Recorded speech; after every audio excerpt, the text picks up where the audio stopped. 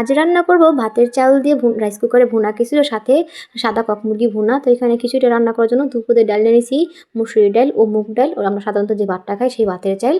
আসসালামু আলাইকুম ভাইয়া আপুরা, যেখান থেকে আমার ভিডিওটি দেখতেছেন, আশা করি ভালো আছেন, সুস্থ আছেন। আলহামদুলিল্লাহ আমিও ভালো আছি। এখন আমি ভাতের চালের সাথে ডালটা ভালো করে মিশিয়ে ভিজিয়ে রাখবো কিছুক্ষণ, যেহেতু ভাতের চাল একটু ভিজিয়ে রাখলে ভালো হয়। এদিকে মুগের ডালটা ভেজে মুগের ডালটাও আমি একসাথে মিশিয়ে নিয়েছি। তো এদিকে চাল ও ডালটা ভিজতে থাকুক, এদিকে আমি মুরগির মাংসগুলো পিস পিস করে কেটে নেব। তো ওই যে আমার মুরগির মাংসগুলো পিস করে কেটে সব কিছু ধুয়ে দিয়ে চলে আসলাম রান্নার পর্বতে। প্রথমে আমি মুরগির মাংসটা চুলাতে বসিয়ে দিব।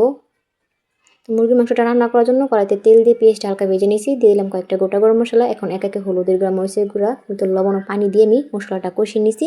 এখন ধুয়ে কেটে রাখা মুরগির মাংসটা আমি দিয়ে দিতেছি। মুরগির মাংসটা দিয়ে নেড়ে ঢেকে দেবো কষানোর জন্য। এদিকে আমি রাইস কুকারে খিচুড়িটা বসিয়ে দেবো। গ্যাস সিলিন্ডারের দাম বাড়ার পর থেকে আমি রাইস কুকারে ভাতের পাশাপাশি ডাল, এরকম ভুনা খিচুড়ি আর অনেক কিছু রান্না করে থাকি। আমার মতো আপনারা কারা কারা এখন রাইস কুকারে এরকমটা করে থাকেন কমেন্ট অবশ্যই বলে যাবেন। তো এই যে এবার রাইস কুকারে ভাতের চাল ও ডাল একসাথে দিয়ে দিলাম এক একে সব মশলাপাতি, মরিচের গুঁড়া, ধনিয়ার গুঁড়া সব কিছু একে দিয়ে তেল দিয়ে আমি মেখে নিতেছি। এখন পরিমতো পানি দিয়ে দিব।